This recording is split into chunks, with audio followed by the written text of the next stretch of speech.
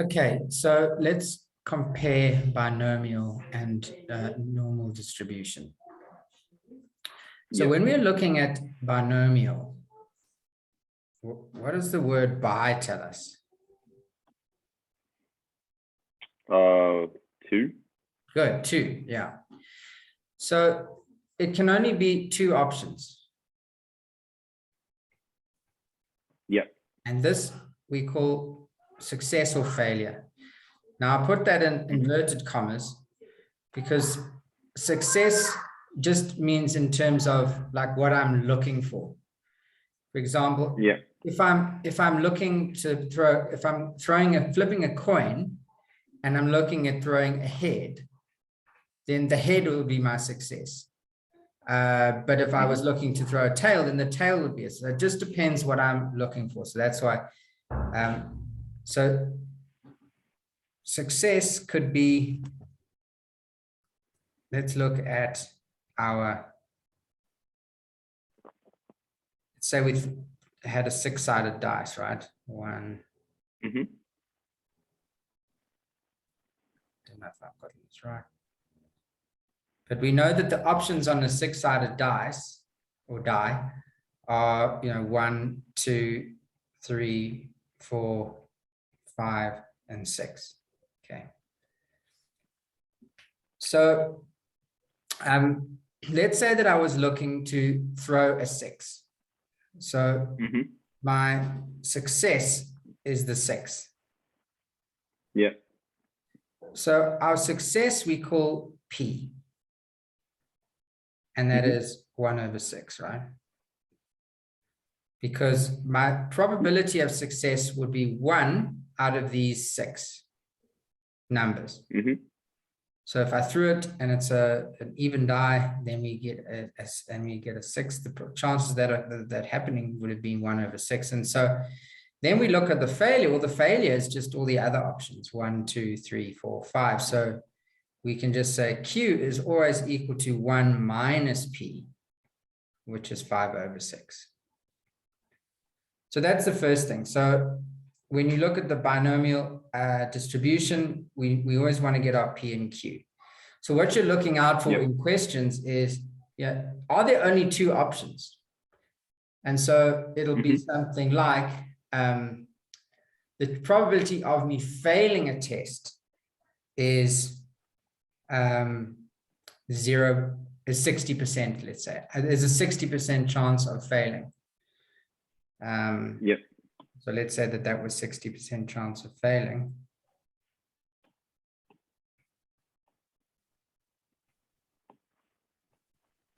Well, then that means I had a 40% chance of passing.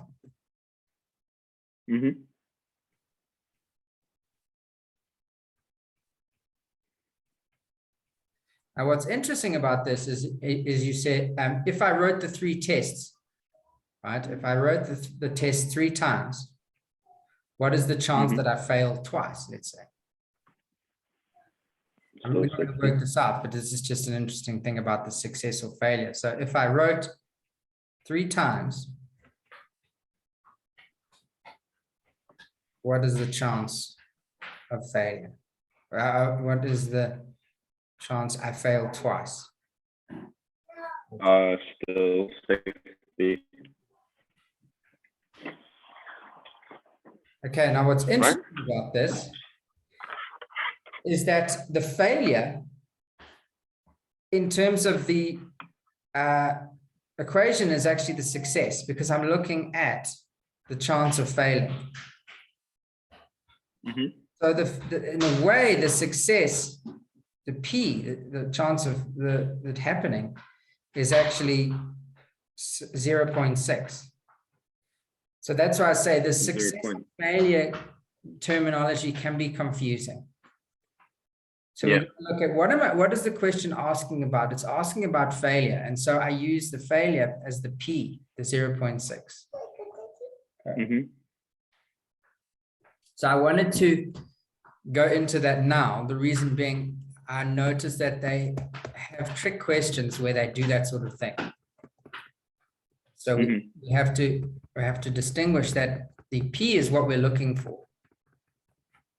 And then the Q is just the 1 minus that. Yeah. All right, so let's get back to the example of the die. Now, with these questions, they usually won't just say, I throw the die once, what's the chance of throwing a 6? Because that's easy, that's 1 out of 6. With binomial distribution, what they do is they'll ask something like, what's the probability if I throw the dice 3 times? Yeah. You want to stay here when no one goes to shops? 3 times. Okay, and so we get to the second part of our formula, which is what is the n? So the n is the number of times that number of trials. Bye, Emmy. Love you. N equals 3. And so this is so n is the number of trials.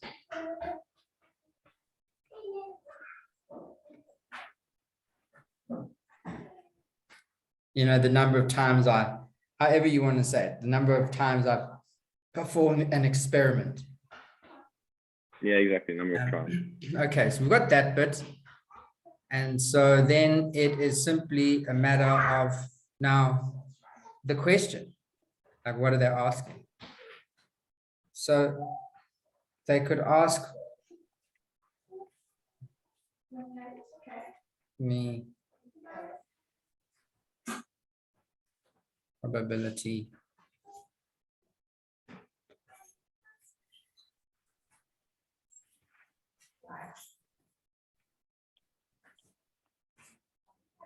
exactly 2 6s. Okay. Yeah. So I'm going to sneak over into the side of what I was going to put the normal distribution side just to show the 6 trials. Yeah. So the 6 times I throw. So yeah. 1, 2, 3. Now let's do this in colors. So if it's exactly 2 6s, then my successes will be 2, right? So it would be, say, this could be a 6 and this could be a 6. But then this would have to be not a 6, right? Yeah, exactly. So I can either write that as not 6 or not 6 with a line on top. And so when I look at these probabilities, it's 1 over 6 times 1 over 6 times 5 over 6. And so I would just times those together. But of course, that's not, we can't just leave it there. It's not just 1 over 6 times, because I could have had the not 6 being the first throw. So I could have thrown not 6 here, and then the other 2. So there's a number of ways of doing this. And so now when we look at the formula, the formula accounts for the number of ways you can do it. And let's look at that.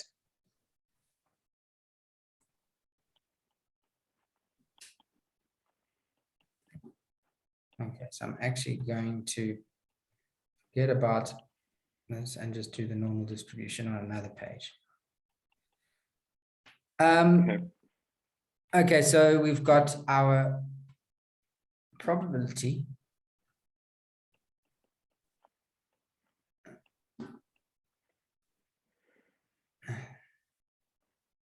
There we go. And then we'll say that it's X equals a 6. So this is our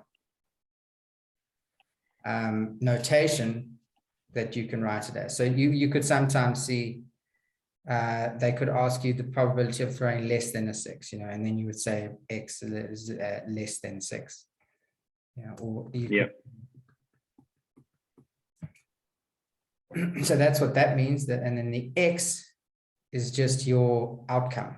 So here X means the outcome is a 6. And so that would equal, and now we look at the formula, which is can often use it on your calculator, which is we'll do it as a C. All right, this, Yeah, so I'm going to put in the general format above after, but so what we know is that I'm doing it 3 times. So often they'll say 3 choose, so it'll be like N choose.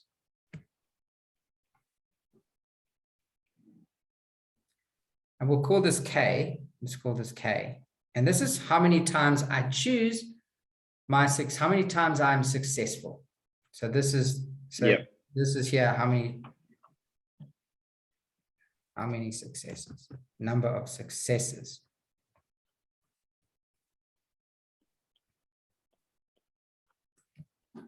And then the next bit we put in, okay.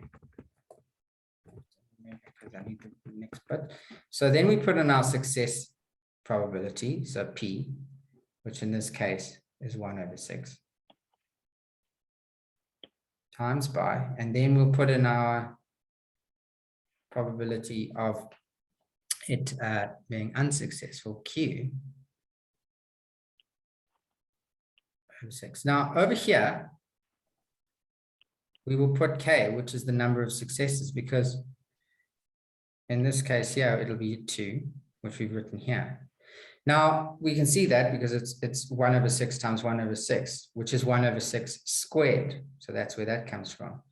And then this bit here is just N minus K, right? Because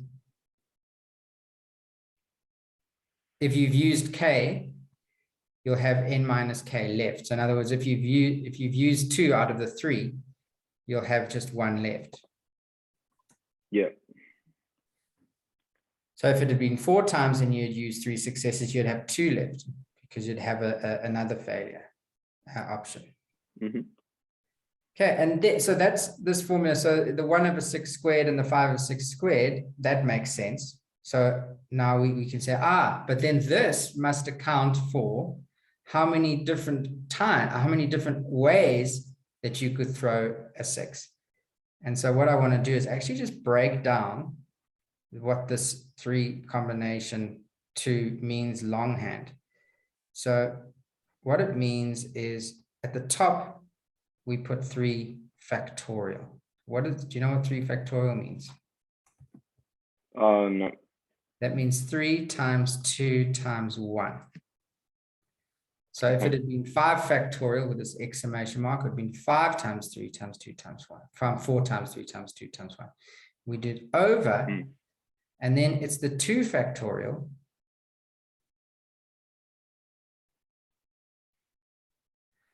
over the N minus K factorial. So we always put this N minus K in. So that would be then N minus, so 3 minus 2 is 1 factorial, which is just going to be 1. So when I just need to get my charger. This is about to go off. Okay. Okay, and then, so this would be then 2 times 1, and then the 1 factorial is times 1. So I put in the general notation of this 3 combination 2, which is that it's then the N factorial, so that the whole number of trials factorial over your number of successes factorial times your, well, I actually put it the other way around, the number of successes is here. So number of successes factorial times your number of failures. I should have actually put the K first. Okay, so K factorial times.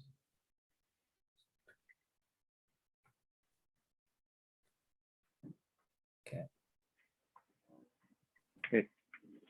All right, so well, we can actually just do some cancellation here. 2 to the 1s cancel. So we just said 3 over 1. Right? 3. Yeah.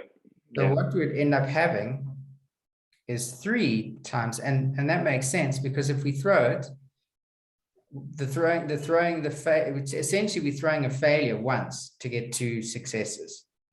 So you could, the first one could be a failure, in which case the other 2 would be a success.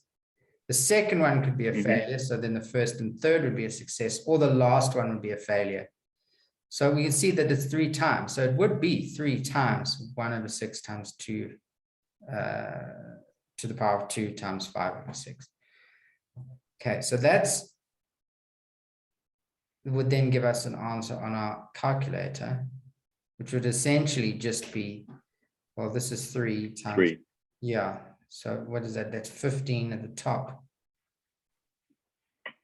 And then okay. 36. 216. 15 over 216. Your calculator would, you could just then get a probability out of it's always going to be less than 1. Or 1, or exactly 1. Okay, so now I want to look at, when you look at the memo, you'll often say, well, what is the chances that I throw 3 6s in a row? And we know 3 6s in a row would just be 1/6 times 1/6 times 1/6. But I want to just show how this formula, even though you might see, if they give you a memo, it's put simply, we are essentially using the same,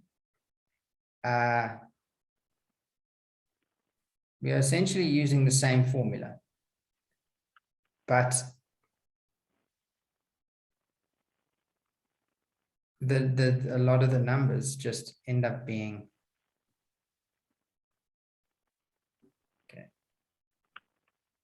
coming to 1. What do I mean by that? Let's look. So let's say that, what are my chances of throwing 3? I throw it 3 times, and what's the chance of throwing 3 6s? So yes, we know that it's going to be 1/6 to the power of 3, because it's just those successes. But let's just look at the formula, how it deals with this. So the 3 combination 3 essentially means that you would have 3 factorial at the top over then the 3 factorial at the bottom, the chance of successes factorial, over the failures factorial, which is 0 factorial. Now 0 factorial is actually 1. Okay. So that's something to bear in mind. Because if 0 factorial was 0, you'd have undefined, because you can't have 0 at the bottom. So 0 factorial is actually equal to 1. And so then this bit here, okay, well then it's actually just times it, times by the 1/6 successes.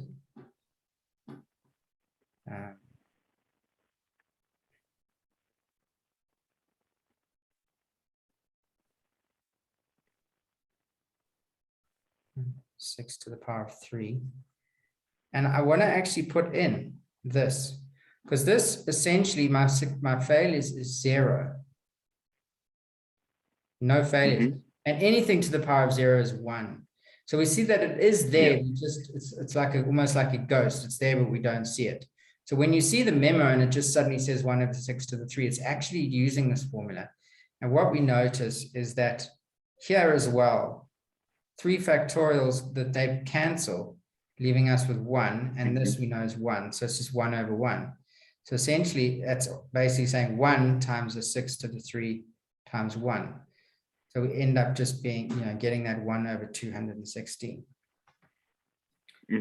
So this formula basically works for everything. I want to do one more thing on this formula, which is just to show kind of the depth that it can go to.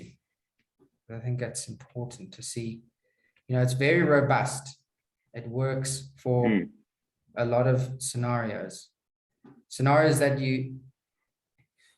one almost sometimes doesn't understand how, you can intuit, like throwing 3 6s in a row. That's easy, because but then when you get to sort of more number of trials, say like 10 trials, suddenly it becomes quite confusing. So let's look at an example where, let's do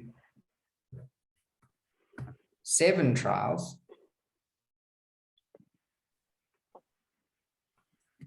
And saying, throw 2 6s then.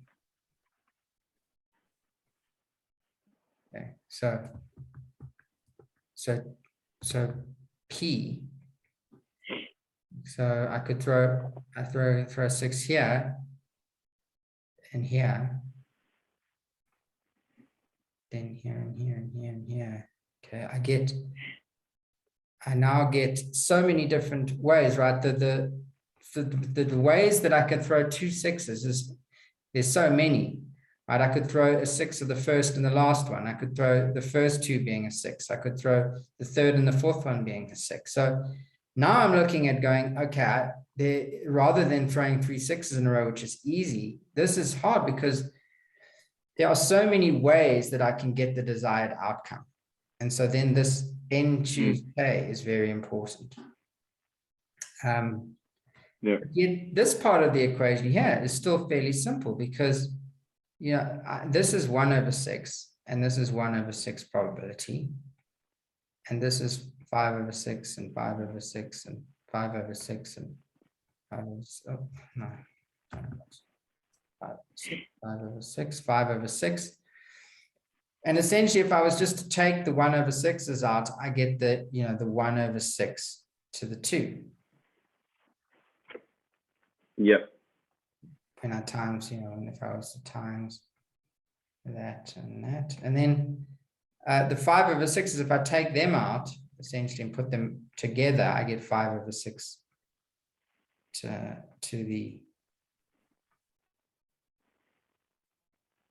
the 5, right? Which is the N minus K, the 7 minus 2 that I've already chosen.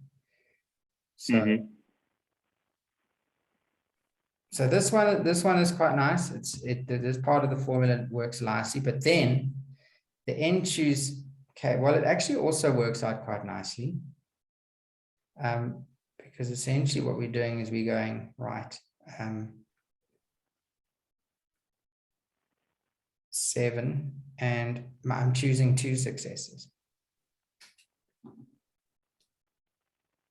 So it'll end up being then 7 factorial over my successes, which is 2, and my failures, which is 5, 7 minus 2. So when you look at the equation, you'll have K and then N minus K at the bottom.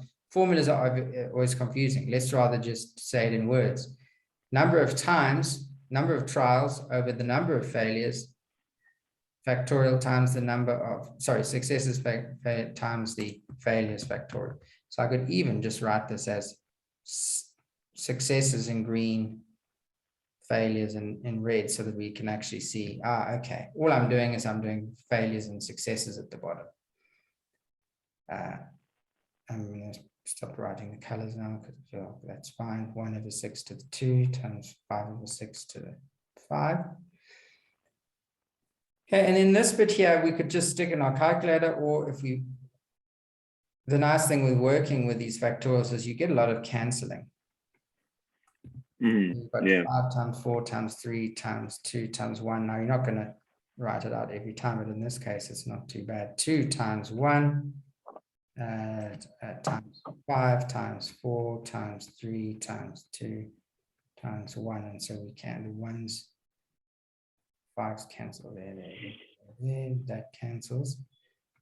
Okay, and then the 6 cancels to 3 with this 2.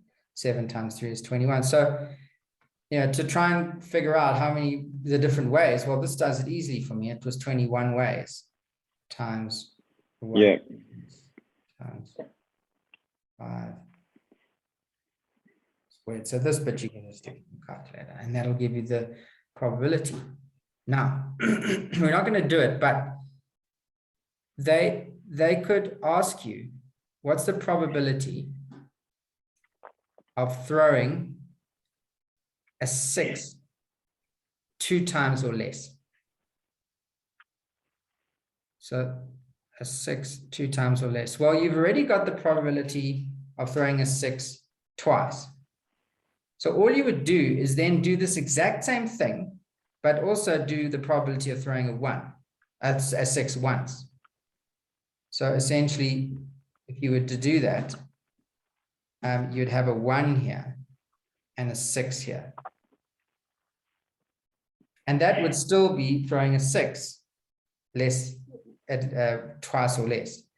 So you would add them, so you would get the probability of adding of throwing 2 6s here. Then you would do the probability of throwing 1 6 in the same way, and then the probability of throwing 0 6s.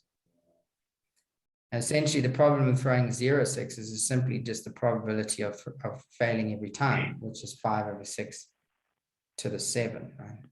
And we see how the rest ends up being 1.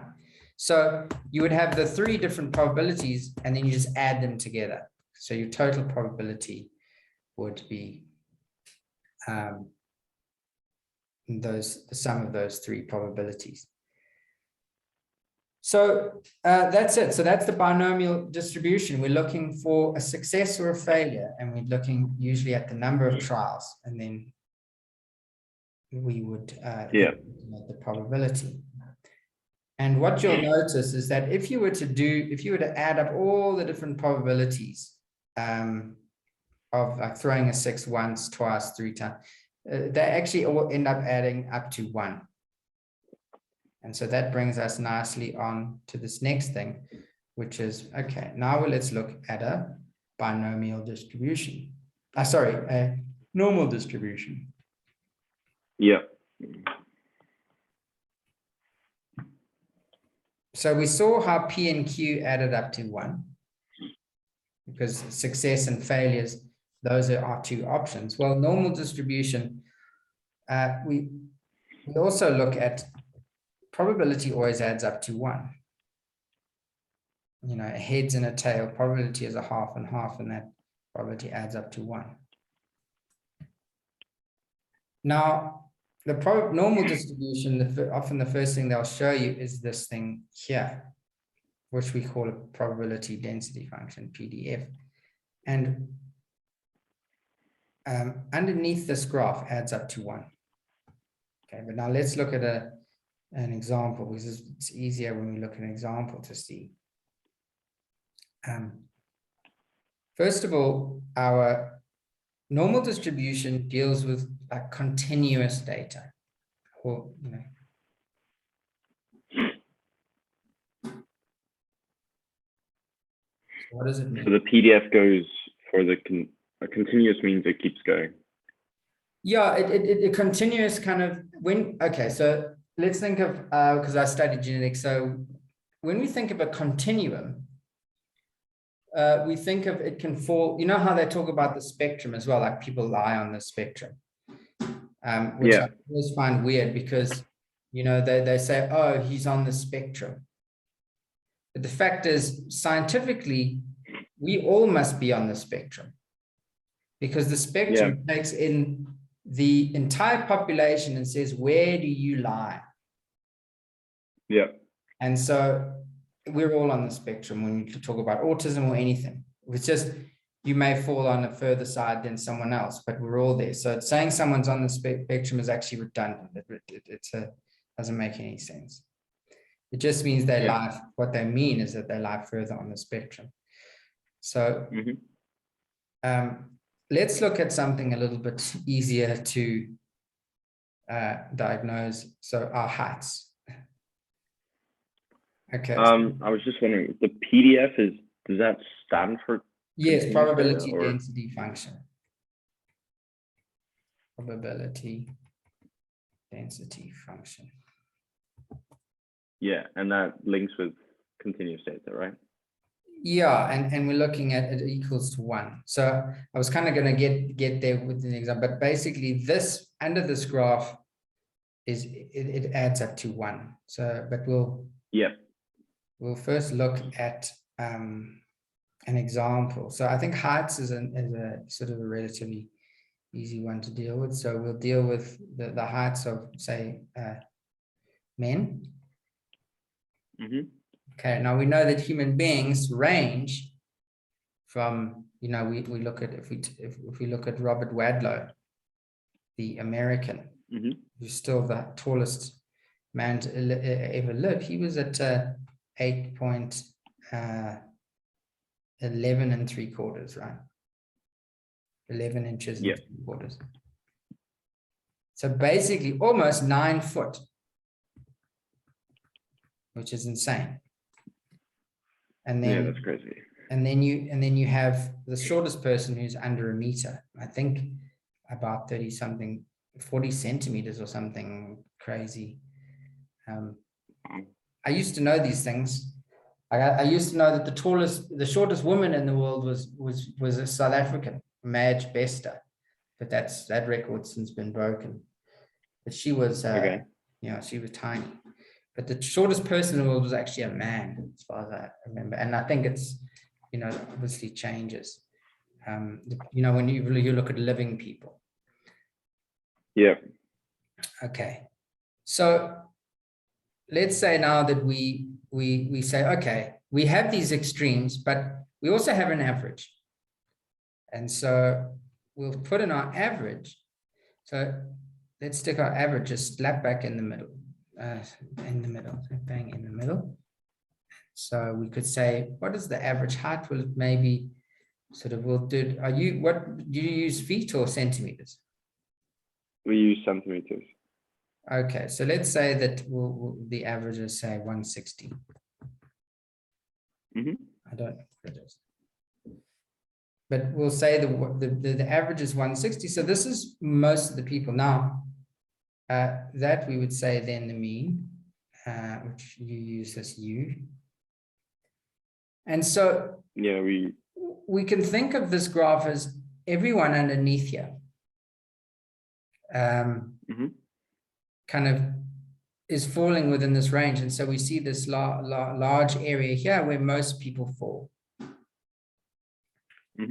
And so we also could look at our standard deviation, which is, well, how do people deviate from the mean? So if we could draw a normal distribution, we kind of know that the normal distribution says, if we look at it normally, how do most things kind of tail off? Now, these sort of things can be like that, or you could have like a lot of people like that with a very spread out.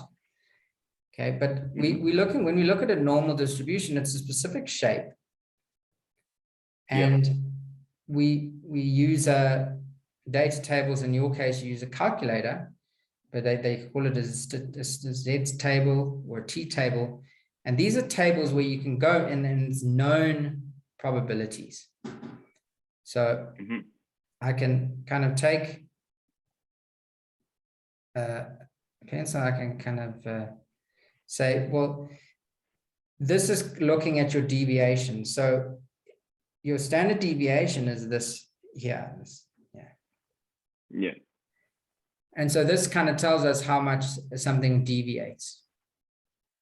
And so within one standard deviation means all the people on either side of our deviation being positive, and so this is minus. So if, say, my standard deviation is like 12,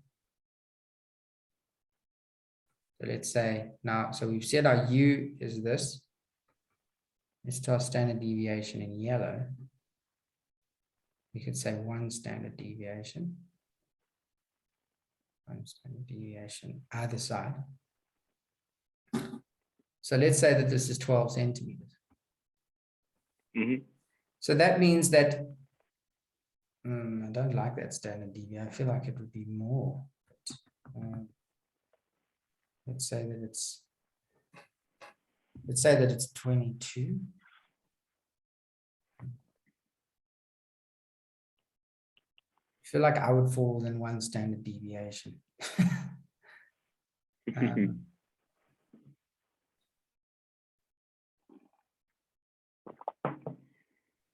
I don't know, 23 or something.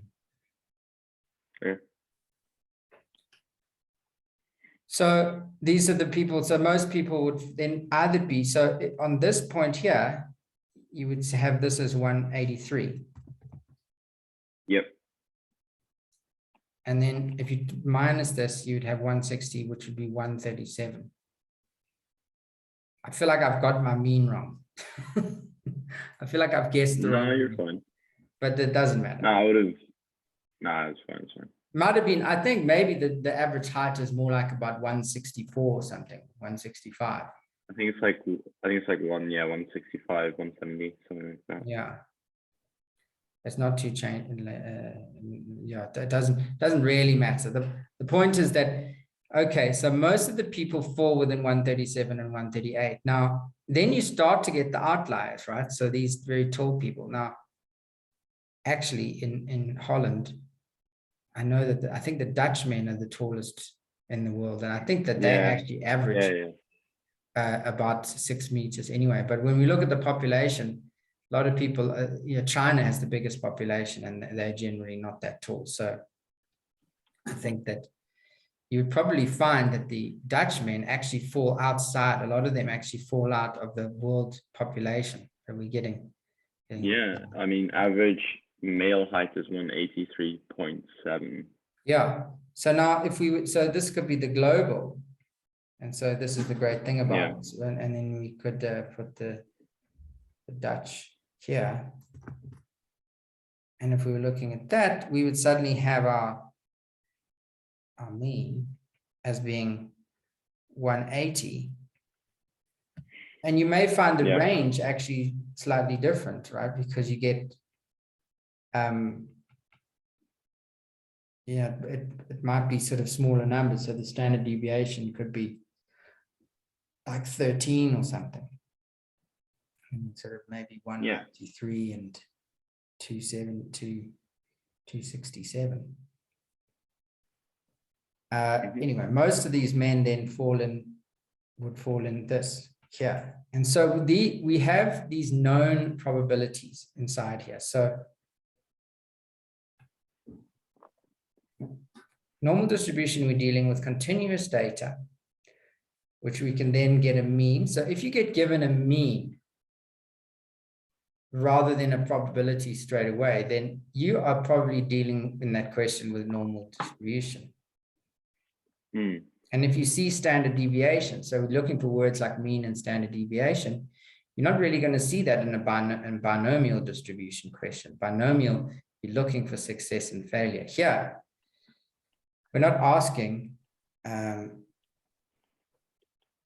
So we could ask, well, what is the probability that a man is less than, say, 183 centimeters tall? So let's say they ask, what is the probability that someone is less than 183? So often this will be, this will look like this. And so what's it? X is less than 183. So when we look at our normal distribution, that would be all of these people. Let's just do it with color. And I know you're pretty good with this. This is kind of just to finish off the video, really. X less than 183, you're going to go over here. Yeah. Okay. In Holland, it's going to be like this. Now, exactly, our t-tables, when we do it, basically what we do is we take the mean, we minus what we're looking for, and we divide it by our standard deviation. And that gives us a test statistic, which we then check on our calculators. That's why we do it at university. You don't have to know any of that. You just have to understand, first of all, what this means. Okay, so we know that our probability, if our mean is 160 and we're looking for 183, we're going to get a probability of greater than 0.5. And so in your calculator, I know you already know how to do this. You simply just put in your parameters. So you just type, you type in your mean, your standard deviation, your upper, which would be the 183. And then your lower, just put in a 0. Because that's a height that no one's actually going to be 0 height. But it's fine. If you put in 0, it's just going to go all the way out to here. Yeah. Are we doing the one on the top, right, with a mean of 160? Yes. Are you doing it? Are you putting it in your calculator? Yeah, I just want to see what it is. Yeah, Just cool. wondering. Yes, good. Well, if you round it, it's 0.841. Well, that sounds perfect because yes, I'm imagining that that would actually be bang on, really, because I do remember this number coming up in at university quite a lot when we looked at one standard deviation. So essentially, what they could ask as well is what's the probability that it lies within one standard deviation, and they tell you the standard deviation, right? Yeah. So if they do that, then just add a standard deviation to each. Right? So if they say within one standard deviation, well, you know the 160, you know your upper is just add one standard deviation to get the upper. So the plus Exactly, yeah. 23, and you make this your upper, and then your bottom, your lower, right? And then, yeah, just stick it in your calculator. So yeah, I think that's good timing. I'm going to stop there. Yeah, perfect. And what I'll do is just upload this, and then you can watch it again if you ever need to.